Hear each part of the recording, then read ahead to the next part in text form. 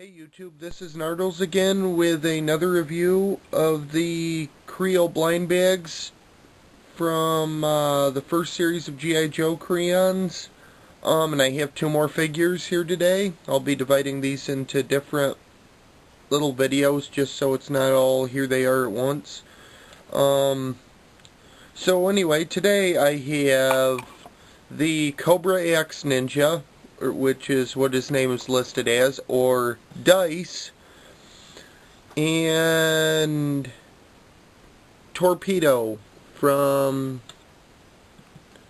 both from the vintage GI Joe line. So these are actually really sweet.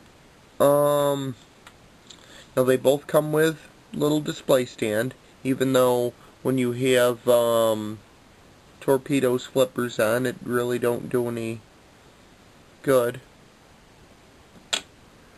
So anyway, start with Dice. So you get an instruction manual for each one of them. It's got the name on it, or whatever name they can use for it. Picture of the figure, which actually looks a lot different. Like, if you look at the arms and everything on the figure, it looks a lot different than the actual final product, but they generally do. The prototypes always look better for the most part. So, anyway, inside shows you how to assemble it. Shows you how to assemble his weapons and everything. So, that's cool. And on the back we've got the other ones in the line. Okay, so let's take a look at his weapons. So you got this nice spear weapon, which is basically a little staff piece in the center, two connectors, and two combat knives. And he also comes with his axe, which is made of a translucent silver that actually looks really sweet. There is some little details on it and everything.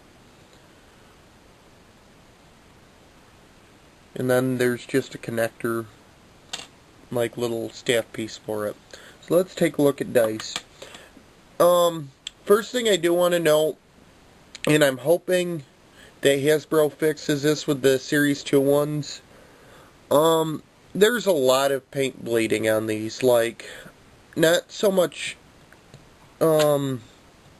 the main figure, but whenever I get the shoulders, there's always like little color discrepancies and everything, and paint bleeding. And I know this is their first wave of it and everything, but I just want to point it out.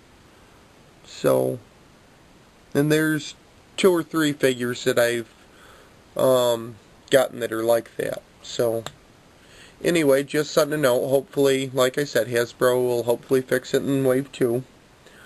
So,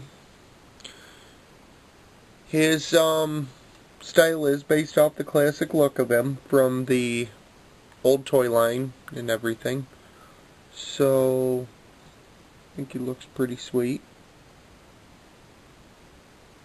And some nice printing on his chest. Got a nice little Cobra logo on his shoulder. And there's some boot printing. And nothing on the back. Okay, so here we have Torpedo. Comes with a little spear gun, which looks pretty sweet.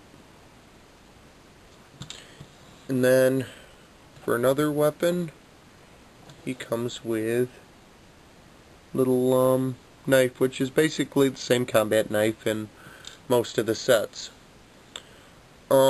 He also includes for accessories 2 little flippers, which basically, if you've seen Lego flippers for any of the little divers or anything, you know what these are and how to connect them and everything. They just plug into the peg on the bottom of his foot. His helmet is also removable. It does have these nice little goggles you can flip up on it, just like most of the Lego dive suits and everything. So here's that. And it's just like a helmet. It just fits right over the head and just locks into the top of his head. So for printing, he's mostly gray and black. He's got some nice little details on him, but his character design was always basic overall anyway. Nice like little, basically, little, whatever you want to call it, beach head, firefly mask, whatever. So the final verdict is, if you could find these, go ahead and pick them up. And that's the key point, if you can find them. They have been a pain in the butt to find in my area. And, I've been to several Toys R Us's and hardly any of them ever have any on the shelf. So I've been going the online route a little bit lately. So they're not that marked up online. So I think that's about it. So this is Nardlez signing out.